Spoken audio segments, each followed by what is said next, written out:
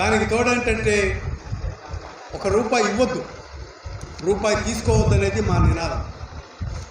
ఇది బహిరంగ సభల్లో చెప్పాము, కరపత్రాలు వేశాము, అనేక మీటింగుల్లో పబ్లిష్గా చెప్పాను. నా కార్యకర్తలు ఎవరైనా రూపాయి అడిగితే నా దాకా రావాల్సిన అవసరం లేదు. మీరు వాళ్ళని అడిగిన వాడిని అక్కడే శిక్షించండి, తర్వాత నాకు చెప్పండి. ప్రజలకు ఈ పద్ధతిలో ఎడ్యుకేట్ చేశాను.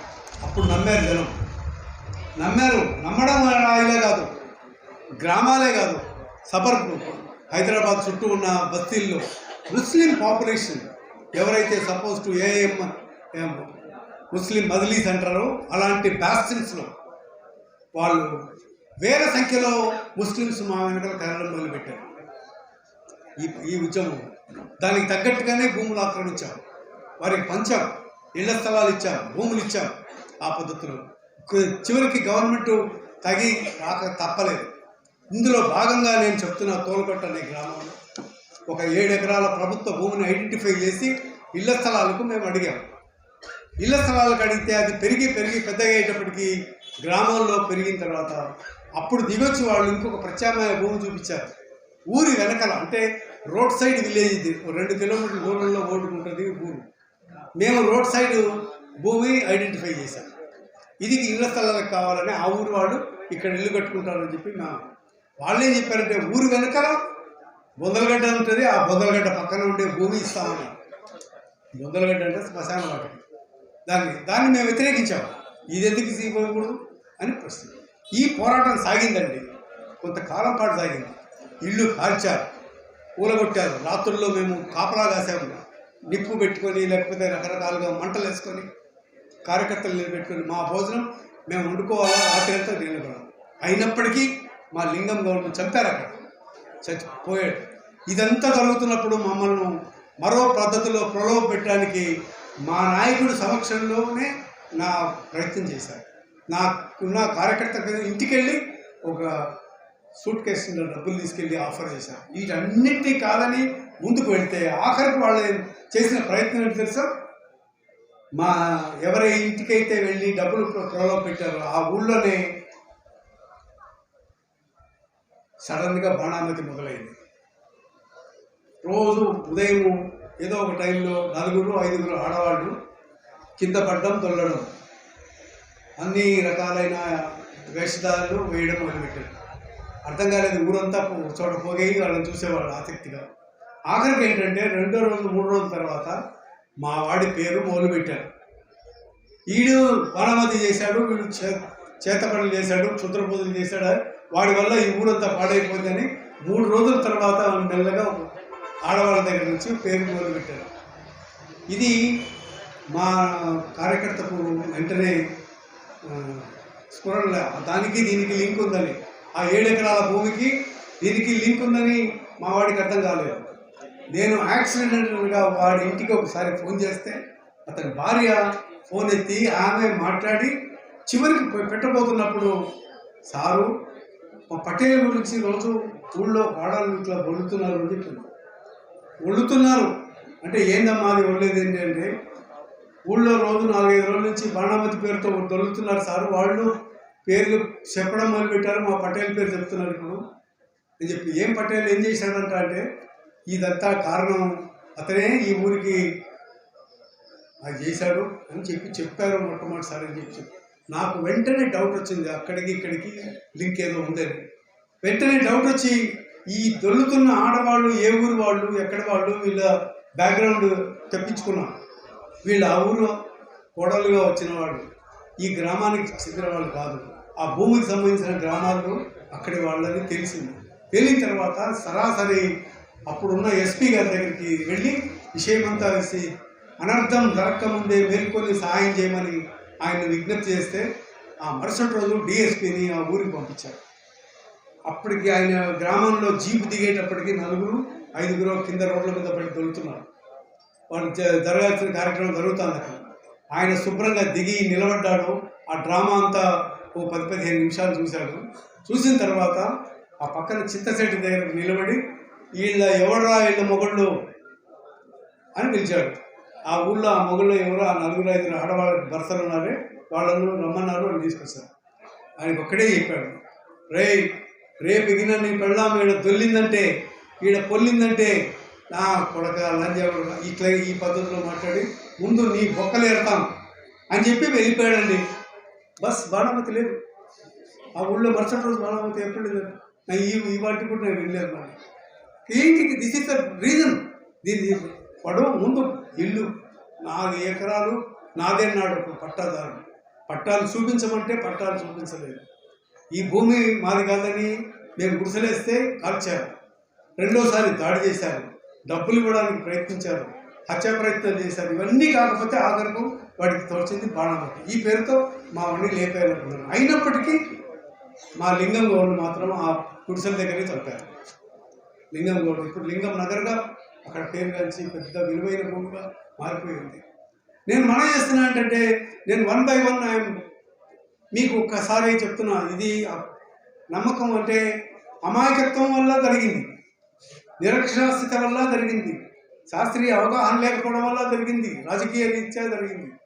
దీనికి కావాల్సిందంటే మూఢనమ్మకాలు అని చెప్తాను. అందుకే మనం చాలా సున్నితమైన దశలో ఉన్నామని మనం చేశాను. నేను సున్నితమైన దశలో ఉన్నాము. ఇప్పుడు మన వర్గాల దగ్గరికి ఆ శక్తులు చేరిపోతున్నాయి.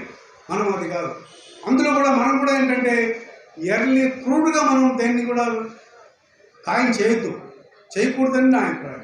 మనం విశాలమైన మాసస్లోకి వెళ్ళాలి. ఈ దేవుడు అంటే నమ్మకం లేకపోతే ఆ రామాలయానికి వెళ్ళని వాళ్ళు లక్షల మంది ఉన్నారు జనం దేశంలో. వాడికి కావాల్సింది తిండి, వాడికి కావాల్సింది ఉపాధి, వాడికి కావాల్సింది వైద్యం, వాడికి కావాల్సింది చదువు, బేసిక్ నీడ్స్. ఆ బేసిక్ నీడ్స్ వాడి కోసం వెతుకుతున్న వాళ్ళు వందల వేల లక్షల సంఖ్యలో ఉన్నారు ప్రతి ఊళ్ళో, ప్రతి చోట. వాళ్ళని ఇప్పుడు ఈ పద్ధతిలో ఈ నినాదాలతో కళ్ళు కప్పి తీసుకెళ్ళిపోతున్నారు మరో పద్ధతి. అందుకు నేను మనం చేస్తున్నట్టంటే వాళ్ళని మనం అర్థం చేసుకోవాలనుకుంటే మొట్టమొదటి మనం అప్రోచ్ కూడా మారుతూ రావాలి. నేను అంటున్నాను, మీరు అన్నిగా భావించవద్దు. ఇప్పుడు నేను మా ఊరు వెళ్తే మేము ఊరు ప్రయాణమైన వెనక్కి వచ్చేటప్పుడు మా పెద్దవారు ఇంట్లో ఉన్న ఆడపడుచులు, పెద్దవారు, తల్లి అత్తగారు వాళ్ళు అయితే ఎదురొస్తారు. మేము వెళ్తుంటే ఎదురొస్తారు. అది వాళ్ళ నమ్మకం. ఇది మూఢనమ్మకంగా నేను భావించి మీరు రావద్దని చెప్పగలుగుతారా? నేను చెప్పలేను ఆ మాట. ఎందుకంటే అది మూఢనమ్మకం కాదు. అవునా కాదా తెలుసుకోవాలి. ఇప్పుడు మన కుటుంబాల్లో స్త్రీలు బొట్టు పెట్టుకుంటున్నారు. నాకు ఈ మాట నా భార్యతో కలిసి ఒకరోజు పుల్లారెడ్డి స్వీట్ షాప్కి వెళ్ళాను. పుల్లారెడ్డి గారు తెలుసు కాబట్టి, ఆయన రాయలసీమ కర్నూలు జిల్లా వాడు కాబట్టి తెలుసు కాబట్టి సంవాదం మాట్లాడితే మీ వాడమ్మా చాలా పెద్ద కమ్యూనిస్ట్ లీడరు అది ఇది అని చెప్పి మాట్లాడి నన్ను హాస్యం చేసి ఆమె కూడా సమర్థిస్తే మరి నువ్వెందుకు బొట్టు పెట్టుకుంటున్నావు అన్నాడు. నువ్వు బొట్టు ఎందుకు పెట్టుకున్నావు అన్నాడు. అంటే ఆమె అనేది ఇమీడియట్గా నాకు మొహానికి అందంగా ఉంటుందని పెట్టుకున్నావు అన్నాడు. మొహానికి అందంగా ఉంది కానీ బొట్టు పెట్టుకున్నా అంటే అతనేంటి ప్రశ్న? బొట్టు పెట్టుకోవడం కూడా తప్పిదం కింద లెక్కేసి మనం చూసి పెడతారు అని. బొట్టు పెట్టుకోకూడదు ఇలాంటి వాళ్ళు. అందుకు ఇది మన కుటుంబాల్లో సాంప్రదాయం. లేకపోతే పండగలప్పుడు మనం ఇంటి ముందు వేపాకు కానీ లేకపోతే అరటిఆకులు కానీ మామిడాకులు కానీ కడతాం. Yes, this is part of our culture. దాన్ని మనం మతానికి లేకపోతే మూఢనమ్మకానికి విశ్వసించి ముడి పెట్టడం అనేది సబబో కాదో తెలుసుకోవాల్సిన పరిస్థితి వచ్చింది. ఇవన్నీ వాళ్ళు ఎడ్యుకేట్ చేస్తున్నారు. నేను మీకు మనం చేస్తున్నాను. నేను హైదరాబాద్లో చాలా సంవత్సరాలుగా పనిచేశాను కాబట్టి ఎస్, ఈ 2 శక్తులు ఒకటే. అక్కడ ముస్లిమ్స్ని రెచ్చగొట్టే శక్తులు ఒకటే, ఇక్కడ హిందువులను రెచ్చగొట్టే శక్తులు ఒక్కడికొక్కడికి కలిసి చేస్తున్నారు ఆ కృషి. వాడు అక్బరుద్దీన్ ఓవైసీ పోయి మాట్లాడతాడు, అసదుద్దీన్ తమ్ముడు ఆడు ఏం మాట్లాడతారు తెలుసా? అసలు హిందూ దేవుళ్ళ గురించి. ఆ గణేష్ గాడు వాడు ఎవడో ఉన్నాడు, అది వాడికి వికృతమైన రూపం, తొండం పెడతారు, వాడికి నోట్లో పళ్ళు వస్తాయి, వాడికి చెవులు ఎంత ఉంటాయి ఎంత ఉంటాయి. ఇంకొక దేవుడికి 3 తలకాయలు ఉంటాయట, ఇంకోటికి ఇట్లా ఉంటాయట. నేను అసలు ఆఖరకు ఆ దేవుడి పేర్లను ఉచ్చరించడానికి కూడా నేను అసహ్యపడతానని చెప్పి వాడు రికార్డెడ్ ఉపన్యాసాలు ఉన్నాయి. వాడు ఎందుకు ఆ ఉపన్యాసం ఇస్తున్నాడు? అక్కడున్న ఒక 10 మంది చప్పట్లు కొట్టచ్చు వాడికి. కానీ అది ఎంత విశాలంగా ఎన్ని ఏళ్ళుగా ఆ ప్రాంతంలో ఆ ఉపన్యాసాలు తిరుగుతామో తెలుసా, చక్కర్లు కొడుతూనే ఉన్నది. దేనికంటే వాడు ఉద్దేశపూర్వకంగా వాడు ఉపన్యాసం వచ్చాడు. ఇటువైపు హిందువులను చూసారా, వాడు ఇట్లా మాట్లాడుతుంటే ఇదిగో వీళ్ళు వీళ్ళు అని వేరెత్తి చూపిస్తున్నారు, వీళ్ళు వాళ్ళని సమర్థిస్తున్నారు, వీళ్ళు వాళ్ళని సమర్థిస్తున్నారు, వీళ్ళు ముందు వీళ్ళని సరి చేస్తే వాడు సరి చేస్తారు, సరి అవుతారు అనే పద్ధతుల్లో రెచ్చగొడుతున్నారు, అనే పద్ధతుల్లో పెడుతున్నారు.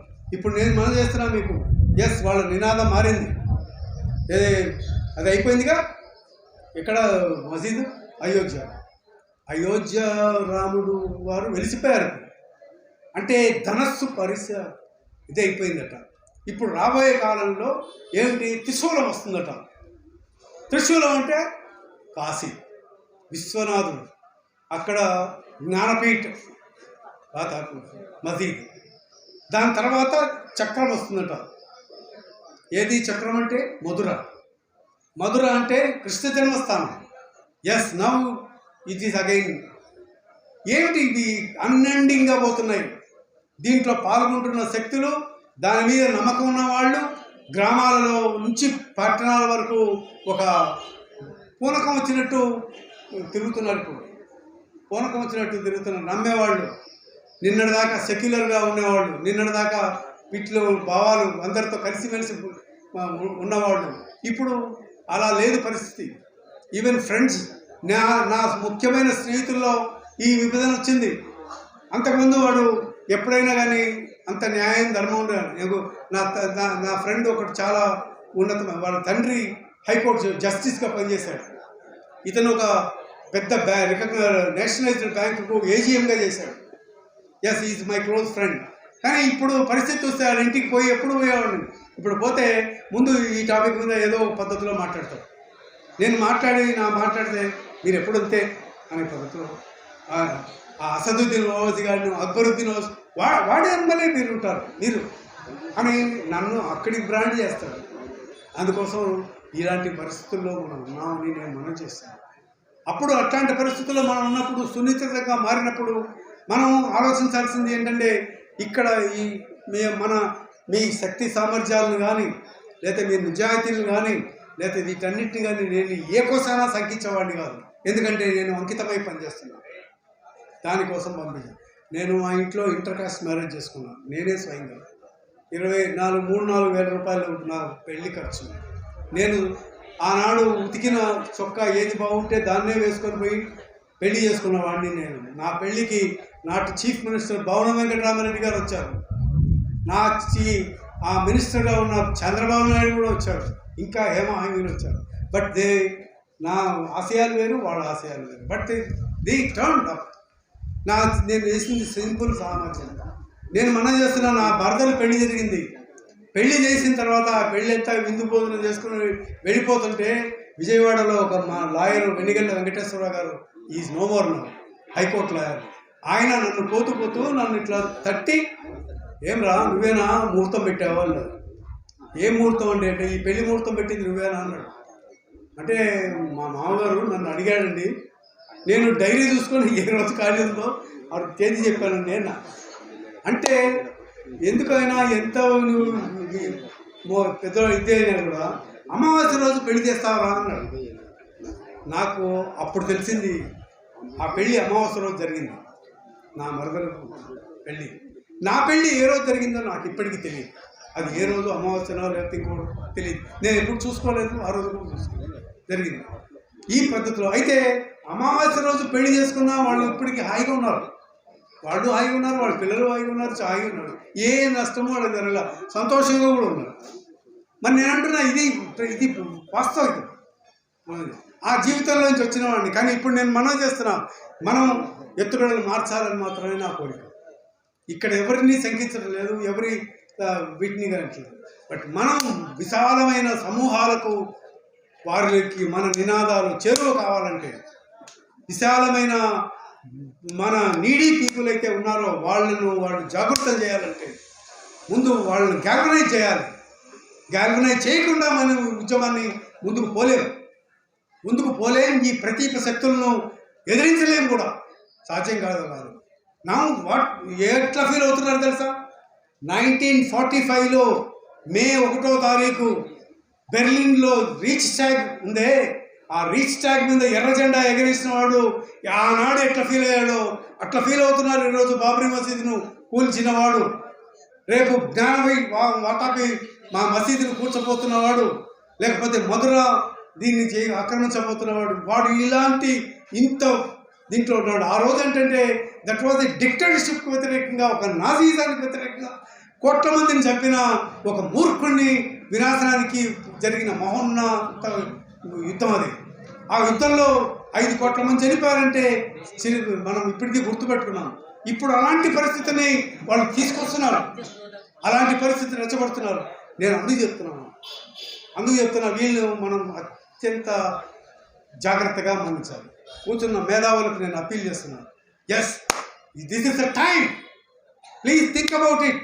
కొత్త నినాదాలు, కొత్త మార్గాలు, కొత్త చేరువు కావడానికి ఆ ప్రజల్ని ఎలా ముందుకు తీసుకెళ్ళగలుగుతాము, వాడి మనసుల్లో ఉన్నదానికి తగ్గట్టుగా మనం ఆచరించాలి. వాడి మనసుల్లో ఉన్నదానికి తగ్గట్టుగా ఉన్నాడు వెళ్ళివ్వండి, నష్టమైంది వాడికి. ఎందుకంటే ఈ ఒక్కరోజు ఆదివారం నాడు చర్చికి పోతాడు. ఇంట్లో ఆడవాళ్ళు మనం ఆపగలుగుతామా? మన ఇంట్లో దసరా రోజు లేకపోతే దీపావళి రోజు ఇంట్లో పని చేసి మనం ఆపగలుగుతామా? ఆపలేము కూడా. వాళ్ళని వ్యతిరేకత చేసుకోవాలి. బట్ దే ఆర్ నాట్ మతోన్మాదులు కాదు, వాళ్ళు మతోన్మాదులు కాదు. వారు అందరినీ ఐక్యంగా తీసుకొని పోతున్నారు, అందరితో మనతో పాటు ఉంటున్నారు. కానీ మనం ఎందుకు వాళ్ళని అనే ఉద్దేశంతో, దిస్ ఈజ్ లిబరలిజం. ఈ లిబరల్ వ్యూస్తోనే మనం పోతే మంచిదనేది నేను ఇప్పుడున్న పరిస్థితులను ఆలోచించి నేను మీకు మనం చేస్తున్నాను. నన్ను అనేది భావించాను. నేను చెప్తున్నది హృదయంతో ఆలోచించండి, మనసుతో ఆలోచించండి. ఎందుకంటే బయట బోర్డు పెట్టారు, కలబుర్గి గారి బోర్డు, కోవింద్ పెన్సారే బోర్డు, లేకపోతే గౌరీ లంకేష్ గారి బోర్డు పెట్టారు. ఇంత దుర్మార్గం రోజులు ఇవి. ఇంత దుర్మార్గం రోజుల్లో మనం పనిచేస్తున్నాం. పని చేయడానికి భయపట్ల పని చేస్తున్నాం కానీ మనం నాకు కావాల్సిందంటే నా చుట్టూ ఒక 10-100 మంది ఉండాలి. 100 మందిని నేను సమీకరించే ఈ నినాదాల మీద ఆడ అంగీకరించి నాతో పాటు నడవాలి. ఒక ఊరునంతా నడవాలి. ఏ ఊరిలో అయినా ఆడవాళ్ళు పెద్దవాళ్ళు వాళ్ళైనా ఎస్ ఇతను చెప్తున్నది కరెక్ట్, ఈ చార్వాక నాయకుడు చెబుతున్నది వాస్తవం, దీన్ని అనుసరించే మనం పోదామని ఒక ఫీలింగ్ అతనిలో రావాలి. ఆ వచ్చేటట్టు మనం ఆలోచించాలి. ఆ పద్ధతులు దానికి తగిన నినాదాలు ఉండి దానికి తగినట్టుగా మనం ఆలోచించుకోవాలి, వాడి ముందుకు పోవాలి. నేను మనం చేస్తున్నా దీనికి చోదక శక్తులుగా పనిచేస్తున్న వాళ్ళు బలహీనపడ్డారు. ఇప్పుడు క్రమంగా కనుమరుగవుతున్నారు అని పేరు విస్తృతంగా వామపక్ష పార్టీ ఉదాహరణకు. ఎందుకంటే వాళ్ళు ఎందుకు బలహీనపడ్డారు? నేను ఆ పార్టీ నుంచి వచ్చిన వాడిని. నేను అందులో ఒక టాప్ పోస్ట్లో ఉండి పనిచేసి బయటికి వెళ్ళిపోయిన వాడిని. ఎందుకు బలహీనపడ్డారంటే బోధిస్తున్నది ఒకటి, ఆచరిస్తున్నది ఒకటి అనేది స్పష్టంగా కనిపిస్తుంది. బోధిస్తున్నది ఒకటి సిద్ధాంతం, బాగా ఆచరిస్తున్నది వేరు అని కనిపిస్తుంది నాకు. దీని నుంచి నేను చక్కటి ఒక ఎగ్జాంపుల్ చెప్తున్నాను. ఏమండి, కరోనా వచ్చింది కదా, కోవిడ్. ప్రపంచం అంతా ఫస్ట్ వేవ్లో ఏమైనా కనపడిందా? దిక్కు తోచకుండా ఉండిపోయింది. అందుకోసం ప్రపంచం అంతా షట్ డౌన్.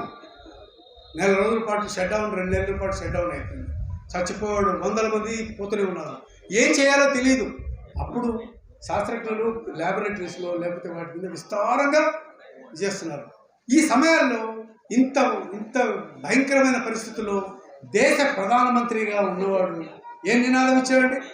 కోవిడ్ పోవాలంటే అందరూ ఇంట్లో కూర్చొని ఎస్ బజాओ, తాళీ బజాओ, घर पे बैठ के ताली बजाओ, अरे कुछ भी नहीं है तो कुछ भी ले लो ताली అంటే ఇంట్లో కూర్చొని డప్పు కొట్టమన్నాడు.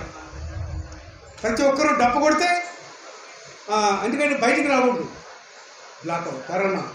అందుకోసం అతను పిలిపించిన మార్గం ఇది. అందరికీ ఆ శక్తికి భయపడి కరోనా పారిపోతుందని చెప్పాడు. అతని సిద్ధాంతం, అతని ఆచరణకు తగ్గట్టుగానే అతను మాట్లాడాడు. ఏమి తప్పేమి మాట్లాడాలి. నేనంటున్నా, ఇక్కడ ఒక ప్రముఖ కమ్యూనిస్ట్ నాయకుడు ఇంట్లో కూర్చొని డప్పు కొట్టాడు. డప్పు కొట్టడం కాదు, ఆయన వీడియో తీసుకొని టీవీలకు ఇచ్చాడు, పత్రికలకు ఇచ్చాడు. ఆయన కమ్యూనిస్ట్ అగ్రనాయకుడు. మరి ఆయన చేసింది తప్ప ఒప్ప ఆ పార్టీలో చర్చ జరిగితే ఆయన మీద మందలించారు, అతన్ని బహిరంగంగా అతన్ని ఏమన్నా తప్పు పెట్టారా? నేను ఇప్పటిదాకా చూడలేదు. నేను అంటున్నా, ఇది ఎక్కడ నీ సిద్ధాంతం? నువ్వు హేతువాదివి, భౌతికవాదివి. నీ మార్క్స్ ఏం చెప్పాడు, లేకపోతే ఏం చెప్పాడు? నువ్వు నేర్చుకున్న 100 రోజుల పాఠశాలలు, లేకపోతే విదేశాలలో పోయి సంవత్సరాల తరబడి అధ్యయనం చేసిన క్లాసుల్లో ఏం నేర్చుకుని వచ్చావు? విప్లవాన్ని గురించి, వీటన్నిటి గురించి. అంటే శ్రామిక వర్గ పోరాటం అంటే ఇదా?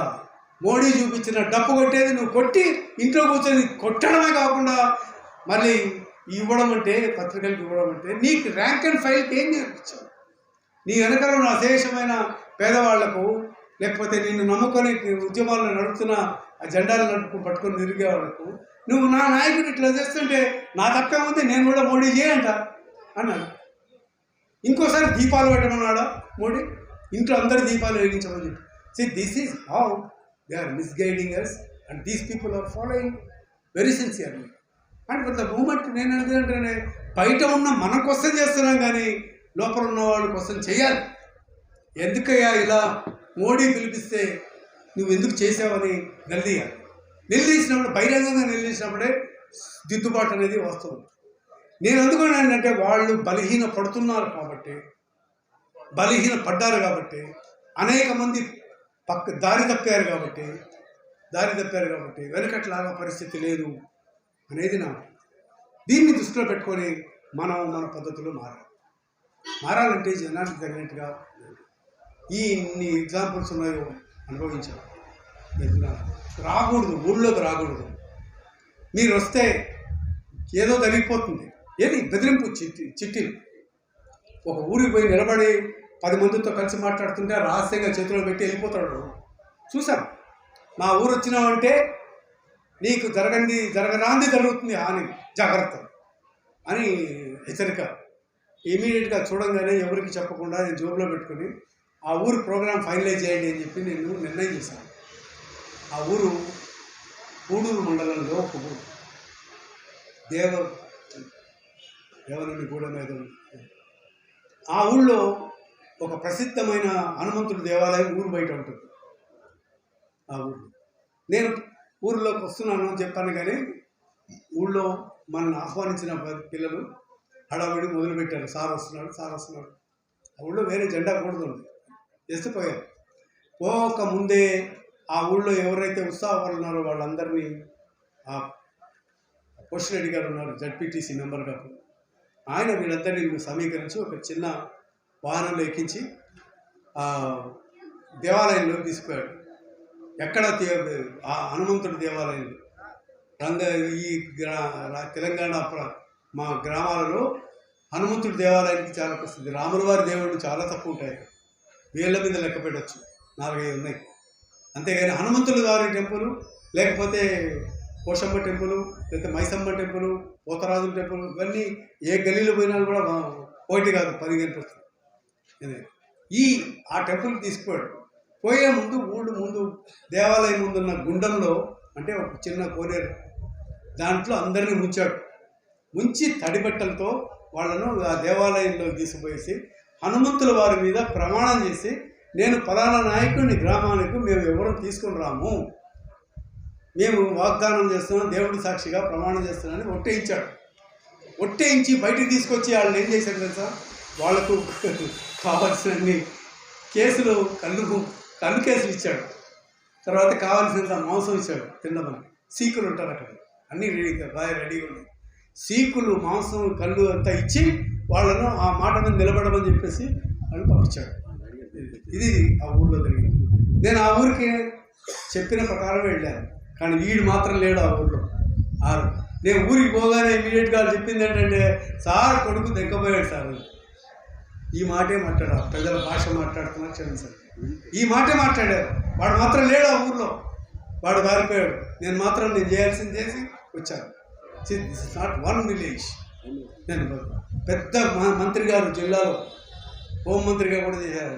ఆయన ఊరు పక్కన ఒక ఉన్నది అంతారం.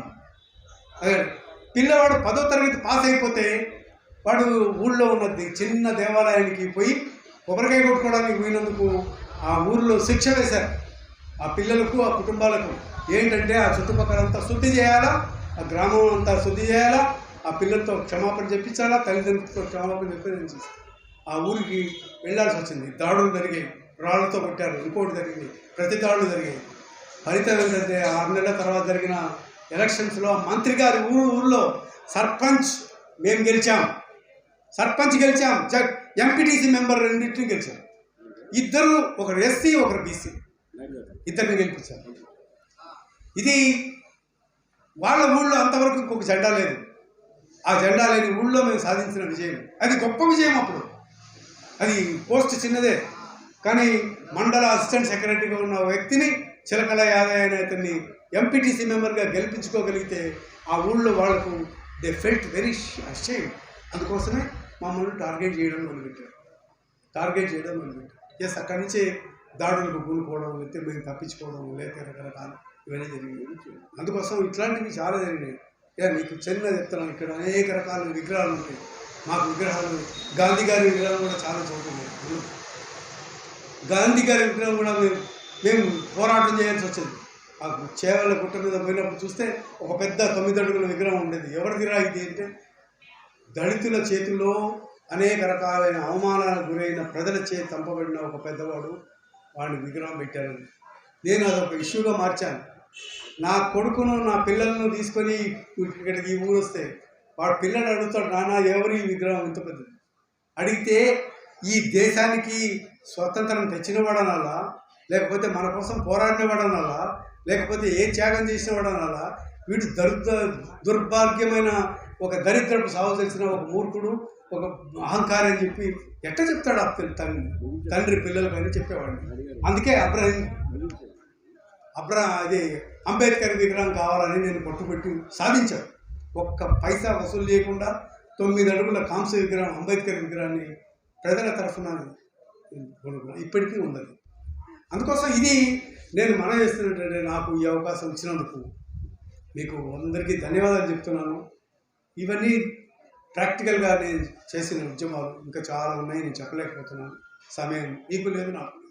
అందుకోసం దయచేసి నేను చెప్పిన విజ్ఞప్తిని మాత్రం మేధావులు ఆలోచించండి, తీరిగ్గా ఆలోచించండి. ఇక్కడే కాదు, now we can't resolve everything here, plus a broad thought should be paid to galvanize the ordinary people. మన వరకు థ్యాంక్ యూ, ధన్యవాదాలు.